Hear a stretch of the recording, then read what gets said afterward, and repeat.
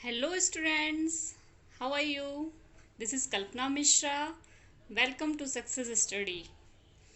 Students, हमने पहले जो है फाइव किंगडम स्टार्ट किया हुआ था चैप्टर। तो फाइव किंगडम में हमने जो है फोर किंगडम पूरे डिटेल कर लिए थे। ठीक है, मोनेरा, प्रोटिस्टा, फंजाई, इनके कैरेक्टरिस्टिक और इनकी जो है एग्जांपल्स कर ली थी। ठीक है, और प्लांटी किंगडम भी हमने कंप्लीट कर लिया था। प्लांटी किंगडम में सिर्फ हमारा बचा था जो मोनोकॉट और डाइकॉट की पहचान के लिए कि आप मोनोकॉट और डाइकॉट को कैसे पहचानोगे। तो पिछले लेक्चर में मैंने आपको उसको शॉर्ट्स में बताया था। आज इस लेक्चर में मैं आपको थोड़ा सा डिटेल बता रही हूँ। ठीक है, तो मोनोकॉट एंड डाइकॉट्स, डाइकोटिलिडॉन्स। ठीक है, मोनोकोटिलिडॉन को शॉर्ट में मोनोकॉट बोल दिया और शॉर्ट में डाइकॉट बोल दिया। ठीक है, तो मोनोकोटिलिडॉन्स मीन्स आप यहाँ पे देख सकते हो, फर्स्ट है हमारा सीड। जो इसकी सीड होती है कुछ इस तरीके से होती है। आपने देखे होंगे ना, कई सीड ऐसे होती हैं कि जिनके हम दो टुकड़े नहीं कर सकते। जैसे कि वीट आपने देखा होगा, उसके दो टुकड़े नहीं हो सकते। ठीक है, और जब उसमें से स्प्राउट निकलता है तो तब भी उसके दो टुकड़े नहीं होते हैं। ठीक है, तो उसे वो क्या होता है, मोनोकोटिलिडॉन्स। और नेक्स्ट सेकंड जो होता है वो क्या होता है, टू कोटिलिडॉन्स। टू कोटिलिडॉन्स में क्या होता है, कोई भी सीट होता है अगर उनको हाफ करे तो हम दो हिस्सों में डिवाइड हो जाता है। कि जैसे कि आपने देखा होगा मटर के दाने, ठीक है, या ग्राम चना देखा होगा। ठीक है, वो चने के कैसे होते हैं आपने देखा होगा ना, कुछ इस तरीके से जो चना होता है उसको अगर हम बीच में से करें तो उसके दो हिस्से बन जाते हैं, एक हिस्सा इधर को, एक हिस्सा दो इधर को। चने की दाल या कोई भी दाल दे दो आप, कोई भी ले लो दाल, तो मोस्टली क्या होती है, टू पार्ट में डिवाइड हो जाती है। ठीक है, तो जो जिनके सीड टू पार्ट्स में डिवाइड हो जाते हैं उन्हें डाइकोटिलिडॉन बोलते हैं, और जिनके सीड एक पार्ट में डिवाइड होते हैं, मतलब दो पार्ट में डिवाइड नहीं होते हैं, उन्हें क्या बोलते हैं, मोनोकोटिलिडॉन्स। ठीक है, तब इसमें आप देखो इनकी रूट्स की भी पहचान होती है। अगर आप इनकी रूट्स देखोगे तो उनकी भी पहचान है। तो इनकी रूट्स क्या होती है, यहाँ पर देखो, जो फर्स्ट रूट है हमारे पास, यहाँ पर रूट जो है ये कैसी है, फाइब्रस रूट। फाइब्रस रूट आपने छोटी क्लास में पढ़ा होगा ना कि फाइब्रस रूट कैसी होती है। फाइब्रस रूट जो होती है उनमें क्या होता है, जैसे कि आपने देखा होगा छोटी क्लास में, उसमें क्या होता है कि इस तरीके से, जैसे कि यहाँ आप देखो डायग्राम में कि ऐसे ऐसे ऐसे ऐसे ऐसे ढेर सारी फाइबर सी गुच्छों के रूप में, एक तरीके से गुच्छे बने होते हैं। ठीक है, तो जो मोनोकोटिलिडॉन्स होती है उनकी रूट्स कैसी होती है, फाइब्रस रूट होती है। ठीक है, गुच्छों के रूप में होती है। इसी तरीके से जो डायकोटिलिडॉन्स होते हैं उनकी रूट कैसी होती है, इस तरीके से सीधी स्ट्रेट जाती जाती है। ठीक है, और थोड़ी बहुत यहाँ से हल्की फुल्की निकली होती है, इसको कहते हैं टैप रूट। ठीक है, तो मोनोकोटिलिडोन्स में क्या होता है, फाइब्रस रूट, और डाइकोटिलिडोन्स की पहचान क्या, उसमें कैसा होता है, टैप रूट होता है। ठीक है, नेक्स्ट इसी तरीके से ना इसकी लीफ की भी पहचान होती है। आप लीफ की भी पहचान इसकी कर सकते हैं।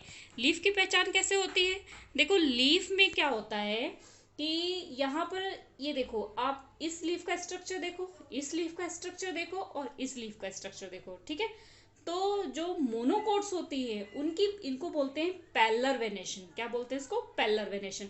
मीन्स कुछ इस तरीके से अगर लीफ है तो उसमें जो लाइनें होती है, इसमें जो वेन्स होती है कुछ इस तरीके से होती है, इसको पैरेलल वेनेशन बोलते हैं। ठीक है, या इस तरीके से जैसे कि यहाँ डायग्राम में बना हुआ है। तो मोनोकोट में कैसे होते हैं लीफ का स्ट्रक्चर, पैरेलल वेनेशन होता है इस तरीके से कुछ।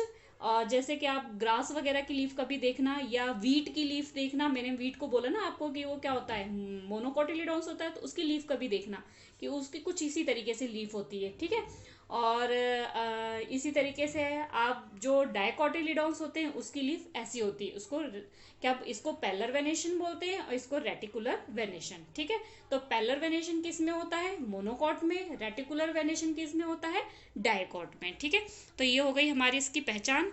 अब नेक्स्ट टॉपिक हमारा स्टार्ट होने जा रहा है। मैंने इसी लेक्चर में उसको थोड़ा कंप्लीट किया है कि जो नेक्स्ट टॉपिक है स्टूडेंट्स, उसमें हमने एनिमेलिया किंगडम के बारे में पढ़ना है। एनिमेलिया किंगडम में हमने पूरा क्लासिफिकेशन के, स्टूडेंट्स हम स्टार्ट करेंगे basis of classification of animalia. Animalia को जो क्लासिफाई करने के लिए क्या बेस यूज किए गए थे, स्टूडेंट्स ये जो है और जो भी हमने पढ़ा हुआ है उसमें फंजाई में और जो भी आपने सारे पढ़ लिए प्लांटी वगैरह आपने इजीली पढ़ लिए, उसमें ज़्यादा प्रॉब्लम नहीं आई। लेकिन एनिमेलिया में स्टूडेंट्स को बहुत ज़्यादा प्रॉब्लम आती है। इसके लिए पहले इसके बेसिक कैरेक्टर आपको जानना जरूरी है। अगर आप बेसिक कैरेक्टर जान जाएंगे तो आपको ये प्रॉब्लम्स कम आएगी। ठीक है, बहुत से स्टूडेंट्स को ये पार्ट समझ में बहुत कम आता है, जो समझ जाता है उसको बहुत अच्छा लगता है ये पार्ट। ठीक है, तो आई होप आप लोग ध्यान से समझोगे इसे। पहले इस लेक्चर में हमने इसके बेसिक ही कंप्लीट करने हैं। ठीक है, इसके बेसिक कंप्लीट करके नेक्स्ट लेक्चर में जो है मैं इसकी क्लासिफिकेशन बताऊंगी। ठीक है, तो स्टार्ट करते हैं हम basis of classification of animalia. अब स्टूडेंट्स एनिमेलिया को जो डिवाइड किया है उनको किस हिसाब से डिवाइड किया है, बॉडी ऑर्गेनाइजेशन। उनकी बॉडी ऑर्गेनाइजेशन कैसी है उसके अकॉर्डिंग डिवाइड किया है। तो बॉडी ऑर्गेनाइजेशन एक तो या तो सिंगल सेल है, ठीक है, या मल्टी सेल है। तो जब सेल ढेर सारे इकट्ठे हो जाएंगे तो क्या बनेगा, टिश्यू। टिश्यू ढेर सारे इकट्ठे होंगे तो क्या बनेगा, ऑर्गन। ऑर्गन ढेर सारे इकट्ठे होंगे तो क्या बनेगा, ऑर्गन सिस्टम। तो इस तरीके से ये क्या होता है, बॉडी पूरी जो मल्टी सेलुलर होते हैं उनकी पूरी बॉडी स्ट्रक्चर बनता है। ठीक है, तो सेल ढेर सारे मिलकर के टिश्यू बनाते हैं, टिश्यू ऑर्गन बनाते हैं, organ means heart, lungs, digestive system. ठीक है, ये सारे सिस्टम मीन्स ये सारे ऑर्गन जो है वो मिलकर के क्या बनाते हैं, ऑर्गन सिस्टम, मतलब पूरी बॉडी का सिस्टम। ठीक है, ये तो हो गया हमारा फर्स्ट कैरेक्टर बॉडी ऑर्गेनाइजेशन की, उसकी बॉडी किस तरीके से है। नेक्स्ट है हमारा डाइजेस्टिव सिस्टम। अब डाइजेस्टिव सिस्टम कैसा होता है, या तो उनका डाइजेस्टिव सिस्टम होगा इनकम्प्लीट या फिर होगा कंप्लीट। तो इनकम्प्लीट डाइजेस्टिव सिस्टम में क्या होता है स्टूडेंट्स, सिंगल ओपनिंग होती है। सिंगल ओपनिंग मीन्स वो एक ही ओपनिंग होती है जहां से वो फूड लेते भी हैं और एक्सक्रिएट भी करते हैं। ये छोटे एनिमल्स में होते हैं जैसे कि अमीबा वगैरह में। ठीक है, नेक्स्ट होता है हमारा कंप्लीट। कंप्लीट जो डाइजेस्टिव सिस्टम होता है उसमें क्या होती है, टू ओपनिंग होती है। फॉर एग्जांपल ह्यूमन बीइंग, इसमें क्या होता है, इनटेक के लिए माउथ होता है, सॉरी यहाँ पे माउथ होता है, और रिलीज करने के लिए क्या होता है, एनस होता है। ठीक है, मतलब वेस्ट जो है फूड को इनटेक करने के लिए माउथ होता है और वेस्ट को रिलीज करने के लिए एनस होता है। मीन्स आपने यहाँ पे देखा कि यहाँ पर इसके पास जो है कंप्लीट जो है टू ओपनिंग है, टू ओपनिंग है, इसलिए इससे में क्या है, कंप्लीट डाइजेस्टिव सिस्टम है। तो डाइजेस्टिव सिस्टम के अकॉर्डिंग टू हो गए, इनकम्प्लीट और कंप्लीट। इनकम्प्लीट में क्या होता है, सिंगल ओपनिंग होती है, और कंप्लीट में क्या होता है, टू ओपनिंग होती है। माउथ जो है वो क्या होती है, इनटेक ऑफ फूड, और एनस क्या होता है, वेस्ट प्रोडक्ट को रिलीज करने के लिए। अगला हम देखते हैं क्या है वो, सर्कुलेटरी सिस्टम। सर्कुलेटरी सिस्टम क्या होता है, सर्कुलेटरी सिस्टम में क्या होता है, टू टाइप्स के होते हैं। ये बहुत ज़्यादा ध्यान से स्टूडेंट समझने वाला है बेटा। आपको अगर ये चीज़ समझ में आ गई तो आपको जो है क्लासिफिकेशन में प्रॉब्लम नहीं आएगी। ये बेस है, इस बेस पे जो है एनिमल किंगडम को क्या है, क्लासिफाई किया गया। तो सर्कुलेटरी सिस्टम में टू टाइप के आ गए, ओपन सर्कुलेटरी सिस्टम और close circulatory system. Open circulatory system क्या होता है, no well developed blood vessels, मतलब जहां से ब्लड को लेके जाना है, लेके आना है, ऐसा कोई डेवलपमेंट नहीं होता है, ऐसे कोई ऑर्गन नहीं होते हैं, उसे जहां जाना होता है अपने टारगेट पॉइंट के पास ऐसे ही पहुंच जाता है। फॉर एग्जाम्पल क्या है, कॉकरोच, तो इसे क्या बोलते हैं, open circulatory system, no well developed blood vessels. Next है क्लोज सर्कुलेटरी सिस्टम, जैसे कि ह्यूमन बीइंग यानी बड़े बड़े जो एनिमल्स हैं उनमें क्या होता है, क्लोज सर्कुलेटरी सिस्टम। उसमें क्या होता है, वेल डेवलप्ड ब्लड वेसल्स होते हैं, जैसे कि आर्टरी होती है, वेन होती है, जो ब्लड एक में प्योर ब्लड जा रहा है, एक में इम्प्योर ब्लड जा रहा है। ठीक है, इस तरीके से उनको सर्कुलेट करने के लिए बॉडी में सिस्टम पाया जाता है, वेसल्स पाई जाती है। ठीक है, तो जिसमें जो है वेसल्स पाई जाती है तो उन्हें क्या बोलते हैं, क्लोज सर्कुलेटरी सिस्टम, जिसके अंदर से ब्लड फ्लो हो रहा है, और जो ओपन में फ्लो हो रहा है उसे क्या बोलते हैं, ओपन सर्कुलेटरी सिस्टम। नेक्स्ट देखते हैं हमारा क्या है, सिमिट्री। सिमिट्री आपने मैथ्स में की हुई ना, सिमिट्री कैसे दो पार्ट में डिवाइड करना। ठीक है, तो यहाँ पर हमने थ्री टाइप की सिमिट्री देखनी है, एक radial symmetry, bilateral symmetry, asymmetrical. ठीक है, अब रेडिया सिमेट्री, ये थ्री आपको ध्यान रखनी पड़ेगी, क्या, रेडिया सिमेट्री, बायलैटरल सिमेट्री और एसिमेट्रिकल।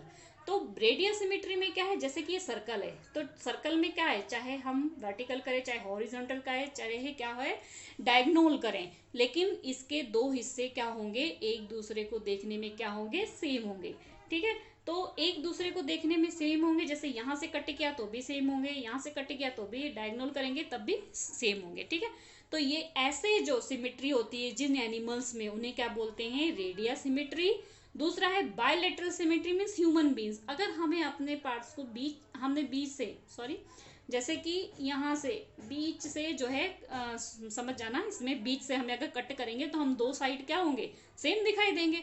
ठीक है, लेकिन अगर हमारे सिर के हिस्से से बैक साइड और फ्रंट साइड, ठीक है, बैक साइड और फ्रंट साइड को अलग करेंगे तो क्या सेम होगा, नहीं होगा। ठीक है, तो ऐसे सिमेट्री को क्या बोलते हैं, बायलैटरल सिमेट्री।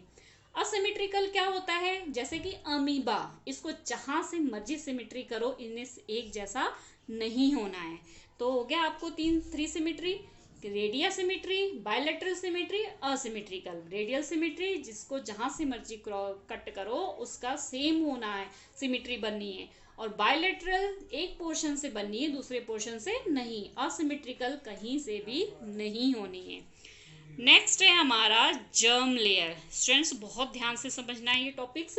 अगर आपने ये टॉपिक्स ध्यान से समझे तो आपको प्रॉब्लम नहीं आएगी, लेकिन अगर आप ध्यान से नहीं समझोगे तो आपको बहुत प्रॉब्लम्स आनी है। ठीक है, आई होप आप लोगों को समझ में आ रहा होगा। मैंने बहुत कोशिश की आप लोगों को ईजी वे से समझाने की। ठीक है, तो नेक्स्ट टॉपिक हम देख लेते हैं जर्म लेयर। जर्म लेयर पहले 3 टाइप के हमें लर्न करना पड़ेगा, एक्टोडर्म, एंडोडर्म, मीजोडर्म।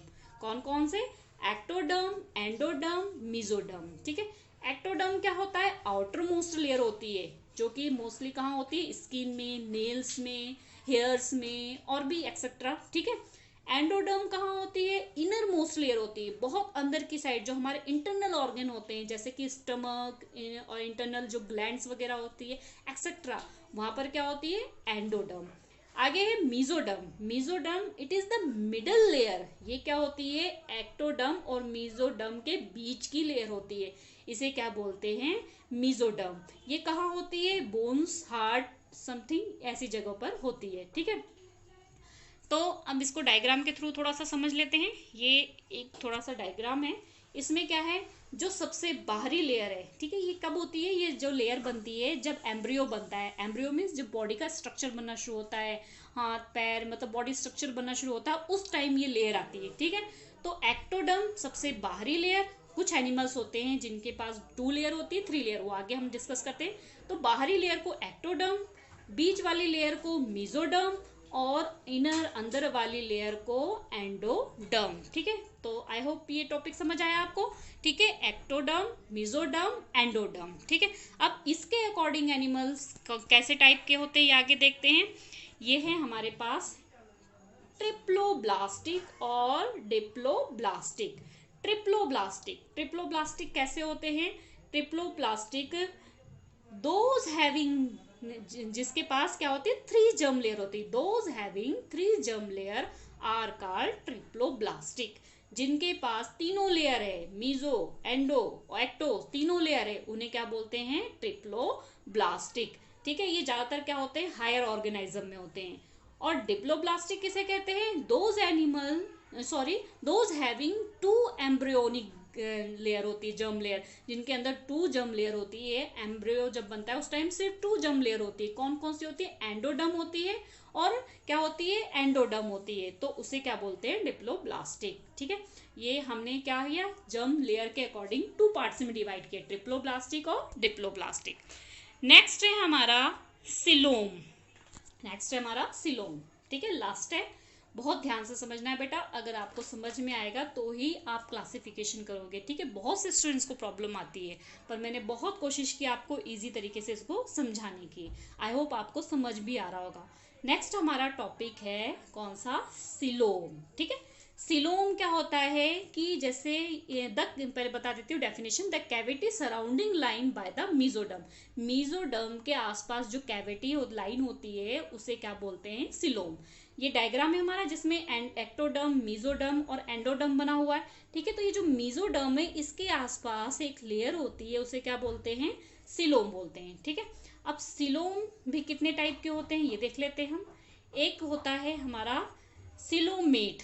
सिलोमेट में क्या होता है, ये मीजोडर्म बनी हुई है, मीजोडर्म के आसपास देखो क्या है, बहुत स्पेस है, बहुत ज़्यादा स्पेस है, ठीक है, बहुत ज़्यादा मतलब कैविटी बहुत कम है, ठीक है, कैविटी ज़्यादा, सॉरी कैविटी ज़्यादा है जिसमें स्पेस नहीं है, तो वो क्या होता है सिलोमेट, ठीक है। नेक्स्ट है हमारा ये जो मीजोडर्म, देखो किस तरीके से पूरी स्पेस ही नहीं है इस मीजोडर्म के पास में, कैविटी की कोई स्पेस नहीं है, कोई कैविटी नहीं है यहाँ पर, नो कैविटी, मतलब नाम की कैविटी है, ठीक है, उसे क्या बोलते हैं एसिलोमेट, ठीक है। नेक्स्ट है ऐसे ही मीजोडर्म के आसपास जो है पाउच लाइक मीन्स ऐसे थोड़ी थोड़े दूर पे, थोड़े थोड़े दूर पे जो है पाउच से लेयर हैं, उसे क्या बोलते हैं स्यूडो सिलोमेट। यहाँ पे पी जो होता है वो साइलेंट होता है, ठीक है, इसको क्या बोलते हैं ए सिलोमेट। तो स्टूडेंट्स ये मैंने आपको बता दिया सारे बेसिक कैरेक्टर जो एनिमेलिया किंगडम को क्या करते हैं, क्लासिफाई करते हैं। आई होप आपको ये समझ में आ गया हो, तो प्लीज़ मेरे चैनल को लाइक सब्सक्राइब एंड शेयर कीजिए, और ताकि और भी स्टूडेंट्स इसको जो है फ़ायदा उठा सकें, ठीक है। मैंने कोशिश पूरी की है कि आपको ये प्रॉपर समझ में आ गया हो, ठीक है। और अगर कोई प्रॉब्लम आई हो तो मुझे कमेंट बॉक्स में कमेंट करके बताएं स्टूडेंट्स। नेक्स्ट हमारा जो लेक्चर होगा वो एनिमेलिया किंगडम को हम क्लासीफाई करेंगे, ठीक है, और उनके कैरेक्टर्स देखेंगे। Okay students, bye bye.